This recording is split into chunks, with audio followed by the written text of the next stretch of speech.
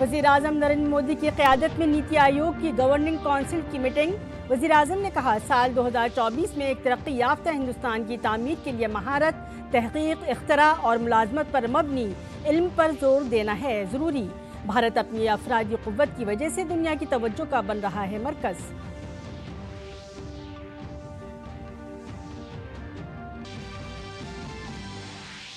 नीति आयोग की governing council meeting में Mamata Banerjee mic बंद करने के इल्ज़ामात में घिरी। वज़ीर ख़जाना निर्मला सीतारमन ने इन इल्ज़ामात को अफसोसनाक करार दिया। कहा, हर वज़ीर आला को बोलने के लिए मुनासिब वक्त दिया गया।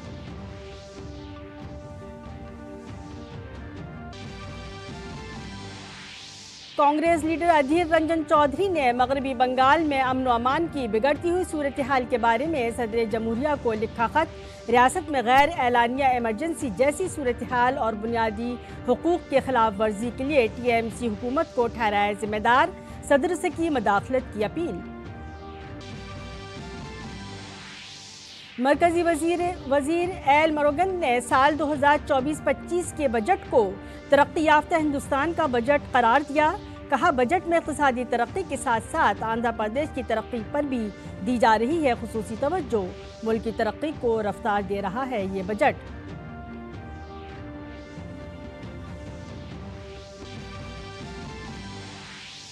वस्ती गजा में इसराइली हमले में कम अज़ कम 30 हलाक। इसराइली फ़ौज ने कहा, उसने हमास के कमांडर सेंटर पर किया हमला।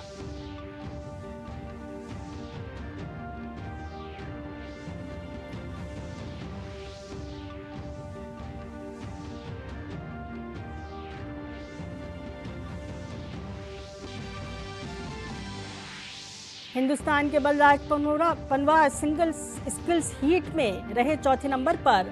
अब का रिपेजिंग राउंड में लेंगे हिस्सा, जबकि शूटिंग में दोनों हिंदुस्तानी जोड़े 10 मीटर एयर राइफल में मेडल की दौड़ से हुई बाहर। आज बॉक्सिंग, हॉकी में भी और बैडमिंटन पर भी होगी नजर।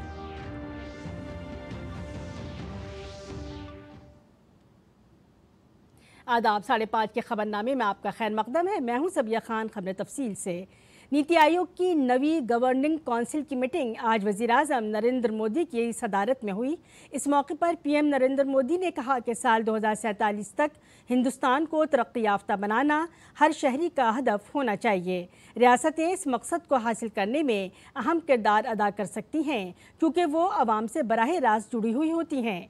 नीति आयोग की नवी गवर्निंग काउंसिल मीटिंग में कई रियासतों के वज़ीर आला और लेफ्टिनेंट गवर्नरों ने हिस्सा लिया।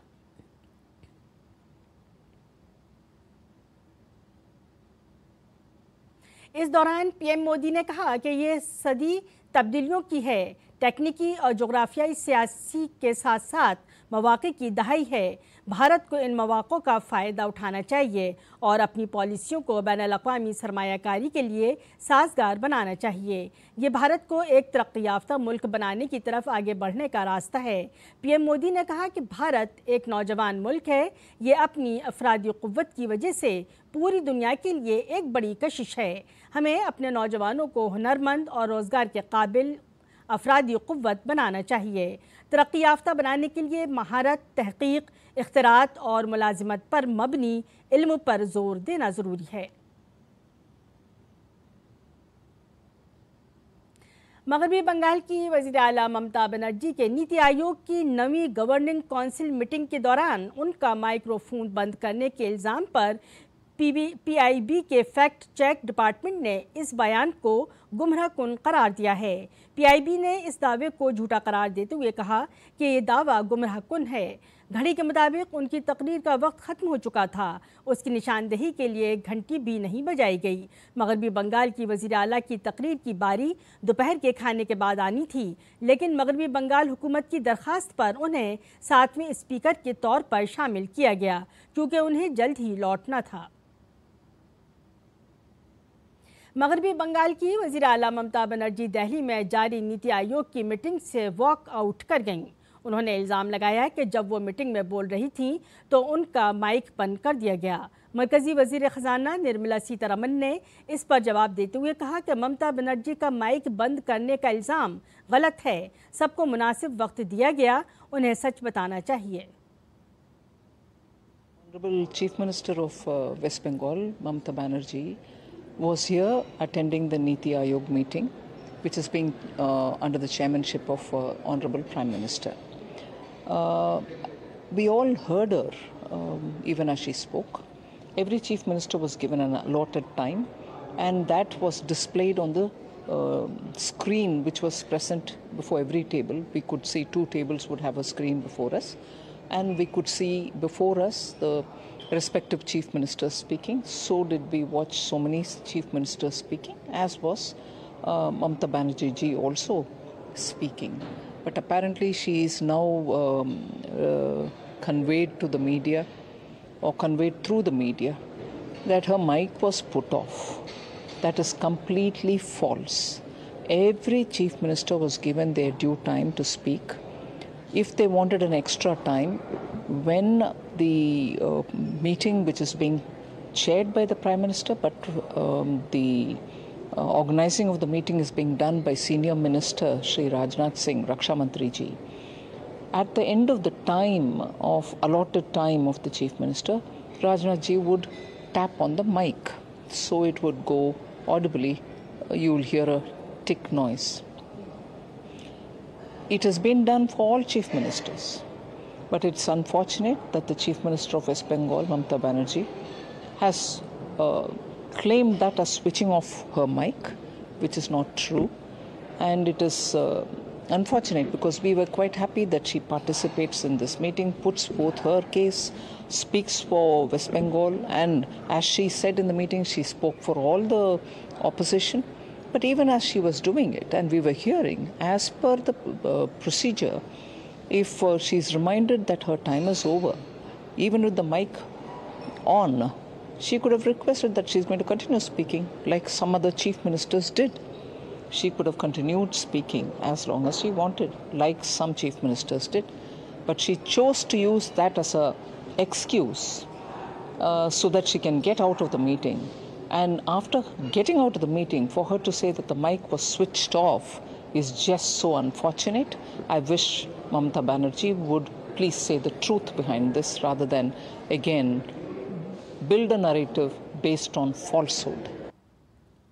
मगरबी बंगाल की वज़ीर आला ममता बनर्जी के नीति आयोग में तकरीर करते हुए अपना माइक बंद करने के इल्ज़ाम पर मरकज़ी वज़ीर पंकज चौधरी ने जवाबी हमला किया कि ममता बनर्जी आवाम को उलझाने के लिए ऐसी अफवाहें फैला रही हैं। नीति आयोग में हर किसी को बोलने का हक है और उन्हें मौका दिया जाता है। कि कहीं ना कहीं इस समय माहौल बिगड़ा हुआ है। कोई कहता कि पार्लियामेंट में मेरी माइक बंद कर दी जा रही है, कोई कहता मुझे बोलने नहीं दिया जा रहा है। ये कहीं ना कहीं एक अफवाह, जनता को गुमराह करने का प्रयास किया जा रहा है। और कहीं ना कहीं नीति आयोग की बैठक में सभी मुख्यमंत्री बैठते हैं, सभी अपनी बात रखने का उनका अधिकार होता है। लेकिन अब आपका मन ना पड़े तो आप बोल दो कि मुझे बैठने नहीं दिया जा रहा है, तो ये बड़ा गलत विषय। साथ ही बीजेपी ने मरकजी बजट में मगरबी बंगाल को नज़रअंदाज के इल्ज़ामात को मुस्तरद कर दिया है। मगरबी बंगाल असम्बली अपोजिशन लीडर और बीजेपी लीडर शुवेंदु अधिकारी ने वज़ीर आला ममता बनर्जी के इल्ज़ामात का हक़ाइक़ के साथ जवाब दिया है। शुवेंदु अधिकारी ने कहा कि मुल्क की आबादी का तकरीबन 7.5% शराकतदार होने के बावजूद माली साल 2023-24 के लिए घरेलू सामान पर GST में मगरबी बंगाल का हिस्सा सिर्फ 4.11% रहा। इससे जाहिर होता है कि रियासत की माशी हालत कमज़ोर है। इस मजमूए में भी GST का हिस्सा सिर्फ 19,267 करोड़ रुपये है। GST की वसूली का बकिया हिस्सा जैसे GST वगैरह खुद रियासत को जाता है। शुवेंदु अधिकारी ने कहा कि माली साल 2022-23 में मुल्क के बराह रास्त टैक्स की वसूली में मगरबी बंगाल का हिस्सा सिर्फ 3.46% था, जबकि मरकजी हुकूमत ट्रांसफ़र टैक्स के तहत 7.53% रेवेन्यू और ग्रांट्स के तहत 8.51% रेवेन्यू शेयर करती है। इससे साफ जाहिर होता है कि मरकजी हुकूमत रियासत को उससे ज़्यादा देती है। शुवेंदु अधिकारी ने कहा कि मगरबी बंगाल हुकूमत का बजट दस्तावेज़ात खुद ये जाहिर करता है कि रियासत को कुल मरकजी फंडिंग माली साल 2018-19 से 2023-24 के अरसे में रियासत की अपनी आमदनी से तकरीबन 31% ज़्यादा रही है। उन्होंने कहा कि ये वाज़ेह है कि ममता बनर्जी की तरफ से बार बार दोहराई जाने वाली झूठी कहानी का कोई जवाब नहीं है।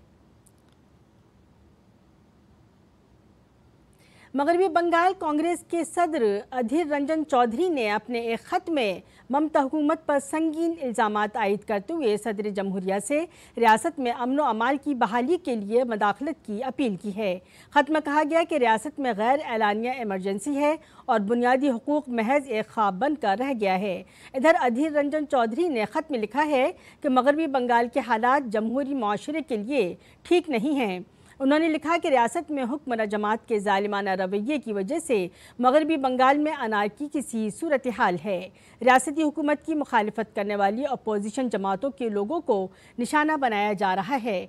ख़त में लोकसभा इंतखाबात के दौरान टीएमसी मुखालिफ जमातों पर मजालिम का जिक्र किया गया है। बहुत से लोग न सिर्फ अपनी जान से हाथ धो बैठे बल्कि उनकी रोज़ी रोटी भी चली गई। अधीर रंजन चौधरी ने संदेश खाली के वाक़े के साथ साथ मुर्शिदाबाद में लोकसभा इंतखाबात से ऐन कबल फसादात का भी जिक्र किया ताकि वोटरों को पोलराइज किया जा सके। ख़त में हुक्मरान टीएमसी के ज़रिए अपोजिशन जमातों से वाबस्ता लोगों के खिलाफ मजालिम के कई वाक़यात का भी हवाला दिया गया। मगरबी बंगाल कांग्रेस के सदर अधीर रंजन चौधरी ने कहा कि रियासत में अमन व अमान की सूरत हाल इंतहाई तशवीशनाक है। उन्होंने कहा कि बंगाल में अनारकी जैसी सूरत हाल देखी जा रही है और टीएमसी पर ज़बरदस्ती इंतखाबात जीतने का इल्ज़ाम लगाया। कांग्रेस लीडर ने कहा कि लोकसभा इंतखाबात के दौरान मरकज़ की तरफ से सिक्योरिटी फोर्सेस को तैनात किया गया था, इसलिए कुछ जगहों पर पुरअमन तरीके से वोटिंग हुई, लेकिन ये यकीनी तौर पर नहीं कहा जा सकता कि हर जगह पुरअमन तरीके से वोटिंग हुई। हमें जिस तरह की अराजक स्थिति की सामना करना पड़ रहे हैं, चाहे चुनाव हो या चुनाव ना हो। चुनाव होने की पहले बंगाल में पंचायत चुनाव हुई थी, नगर पालिका चुनाव हुई थी, हमें वोट देने का मौका नहीं मिला। नामांकन भरने भी मुश्किल होने पड़े हमें। और चुनाव के बाद, चुनाव के दिन, चुनाव के पहले, चुनाव के बाद लूट और लूट, जबरदस्ती चुनाव में जीत हासिल किए जाते हैं। और उसके बाद पंचायत गठन करने के लिए भी इस तरीके की दहशतगर्द बंगाल के रीति रिवाज बन चुके हैं। और जिस दिन ये लोकसभा चुनाव हुई थी उस समय भी, उसके पहले भी ये जो दहशतगर्द ये बंगाल में बिल्कुल उसी तरह ही थी। कांग्रेस लीडर ने रियासती सरकार पर यह भी इल्ज़ाम लगाया कि अपोजिशन के कारकुनों के नुमाइंदों को ज़बरदस्ती अपनी पार्टी में शामिल कराया जाता है। अगर कोई उनकी बात मानने से इनकार कर दे तो उन्हें मार दिया जाएगा। जहाँ विपक्ष लोगों की कोई नुमाइंदे होते हैं, चाहे पंचायत लेवल पे, ये नगर पालिका लेवल पे, ज़बरदस्ती उनको पार्टी में शामिल किया जाता। पुलिस से डरा के, धमका के, मार के, पीट के, लालच दिखा के चलते रहते हैं। यही कोई बात अगर नहीं सुनते तो उनकी मौत की घाट उतार जाते हैं। ये बंगाल में कोने कोने में इस तरह की दहशतगर्द की तस्वीर रोजाना हमें आपको सबको मिलता है। ममता बनर्जी की दिल्ली आते ही सद्दी बन जाते हैं और बंगाल जाते आम लोगों के ऊपर दहशतगर्द करना शुरू कर देते हैं। राजस्थान में 5 सीटों पर होने वाले ज़िमनी इंतखाबात से कबल भारतीय जनता पार्टी की मरकज़ी क़यादत ने तंजीम में रद्द-ओ-बदल की है और किसान लीडर से सियासतदान बने राज्यसभा के रुकन पार्लियामेंट मदन राठौर को राजस्थान का नया रियासती सदर मुंतखब किया है। मदन राठौर ने डीडी न्यूज़ से बात करते हुए वज़ीर आज़म नरेंद्र मोदी और बीजेपी की मरकज़ी क़यादत का उन्हें रियासती सदर की जिम्मेदारी सौंपे जाने पर शुक्रिया अदा किया। हमारे नुमाइंदे ओपी यादव ने राजस्थान बीजेपी के नौ मुंतखब रियासती सदर मदन राठौर से खास बातचीत की।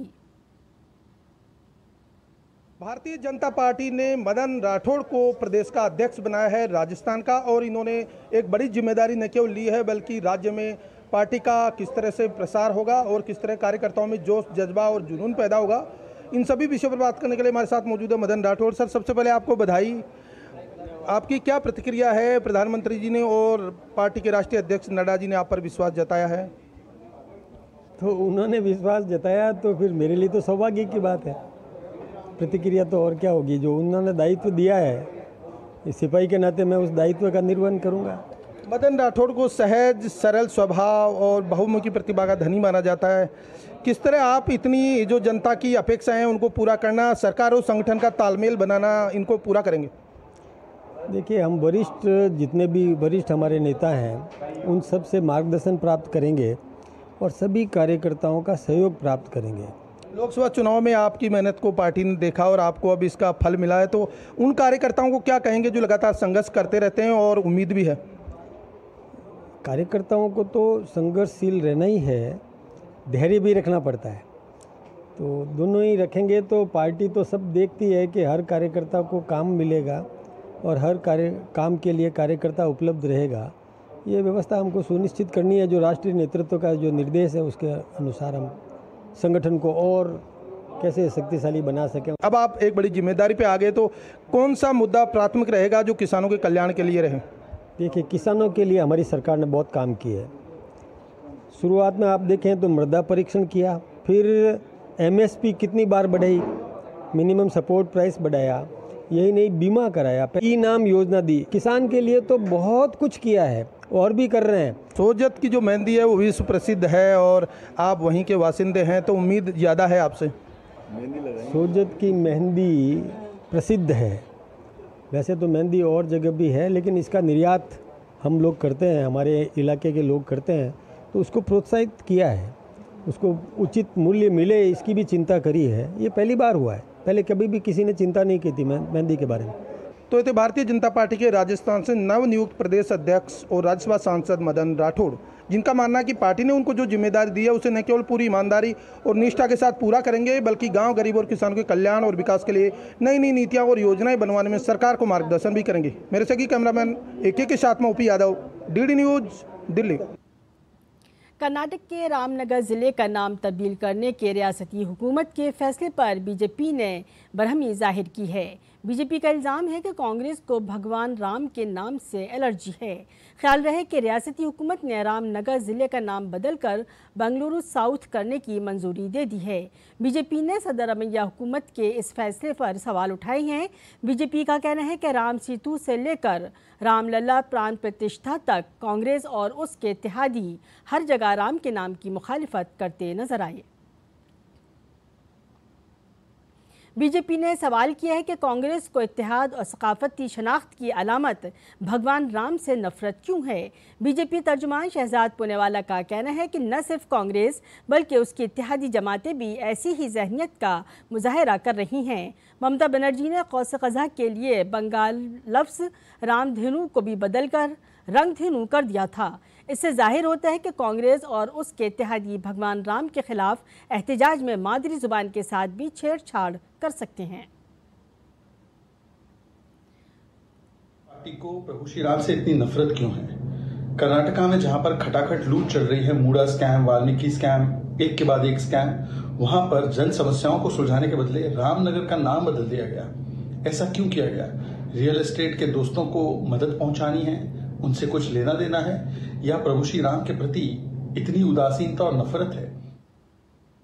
मरकजी वजीर एल मुरुगन ने आंध्र प्रदेश में मुनक़िद एक मीडिया कॉन्फ्रेंस में कहा कि 2024-25 का बजट विकसित भारत का बजट है, जिसमें मुल्क की इक़्तिसादी तरक्की के साथ साथ आंध्र प्रदेश की तरक्की पर खास जोर दिया गया है। बजट इज फोकस्ड विकसित Bharat. This budget is for leading towards our nation towards 2047. In 2047, our country will be the progressive country, our country will be the global leader. So for that, the Amrit Kal, this budget traveling towards that. This Union Budget 2024-25 announcement to support the boost of the economic growth as well as the support of Andhra Pradesh.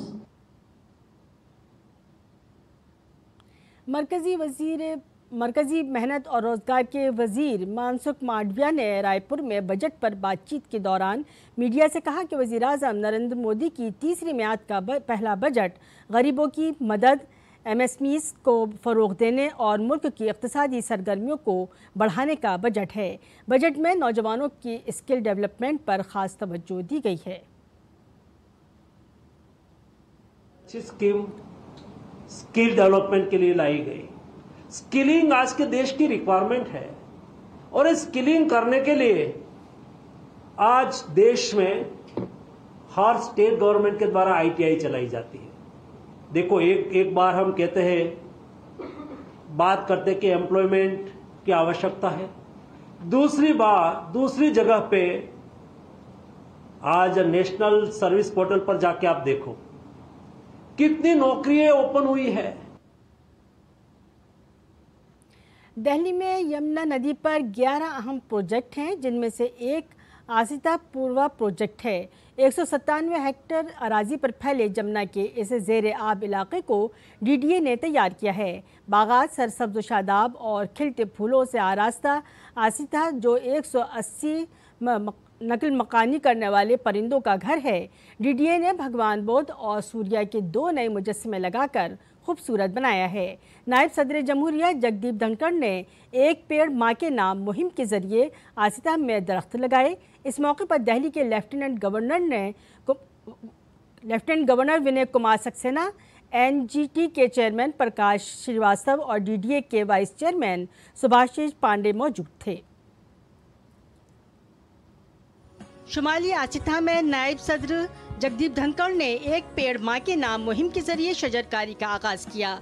Jamuna के किनारे आबाद इस इलाके को सैलाब से मुतासर लोगों के लिए इकोसिस्टम बहाल करने और बहाली सेहत के मद्देनज़र लेफ्टिनेंट गवर्नर ने इस इलाके को फ़रोग़ दिया है, जहां हज़ारों की तादाद में फूल, पौधे और पेड़ लगाए गए हैं। नायब सदर जमहूरिया ने पूरे पार्क का जायज़ा लिया, पेड़ पौधों की मालूमात हासिल की और तकरीबन 250 स्कूली बच्चों के साथ एक पेड़ अपनी माँ के नाम मुहिम का आगाज किया और बच्चों से पौधे लगाने की दरख्वास्त की। नायब सदर जमहूरिया ने कहा कि ये उनके लिए बहुत जज्बाती लम्हा है। प्रधानमंत्री जी का जो आह्वान था, बहुत देश के हर नागरिक के लिए संकल्प है, तो जोर शोर से हम चर्चा कर रहे हैं, इसको बहुत ही जबरदस्त है।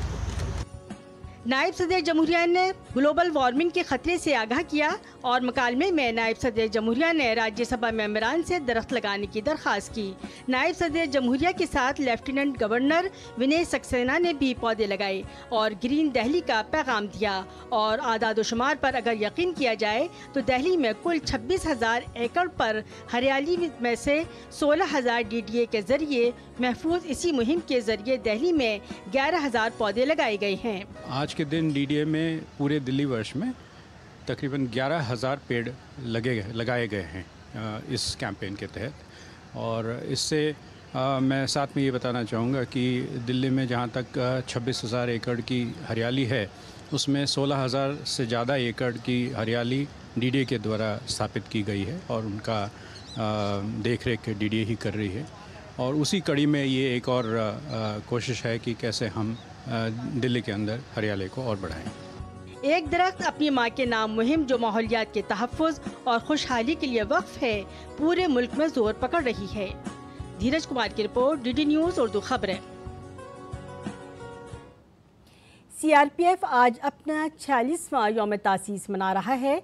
नई दिल्ली में मुनक़िद एक तकरीब में मेहमान ख़ुसूसी के तौर पर दाखिला सेक्रेटरी अजय भल्ला ने शिरकत की। उन्होंने 24 शहीदों और बाद अज़ मर्ग अवार्ड पाने वाले 3 शहीदों की बेवाओं को बहादुरी के अवार्ड से सरफराज किया।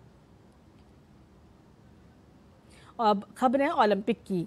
पेरिस ओलंपिक के mix 10 metre air rifle team मुकाबले में दोनों भारतीय जोड़ों में से कोई भी मेडल राउंड के लिए क्वालिफाई नहीं कर पाई। क्वालिफिकेशन राउंड में दोनों जोड़ियों को मायूसी का सामना करना पड़ा।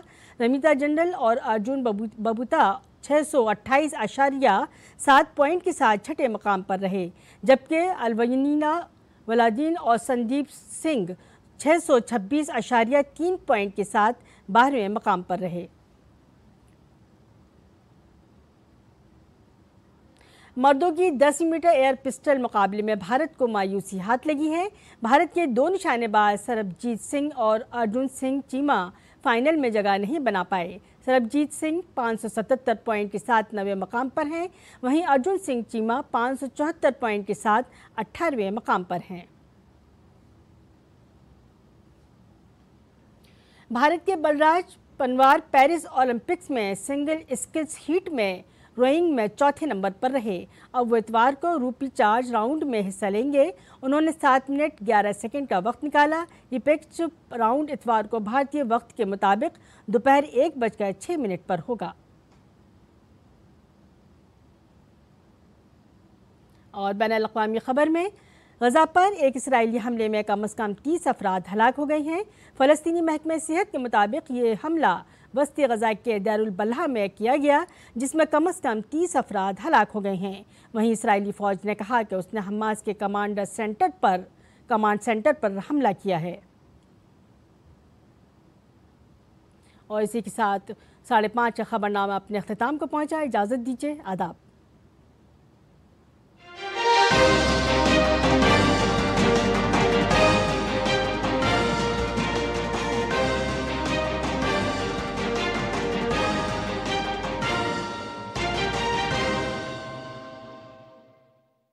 केसरी नंदन तिहु जग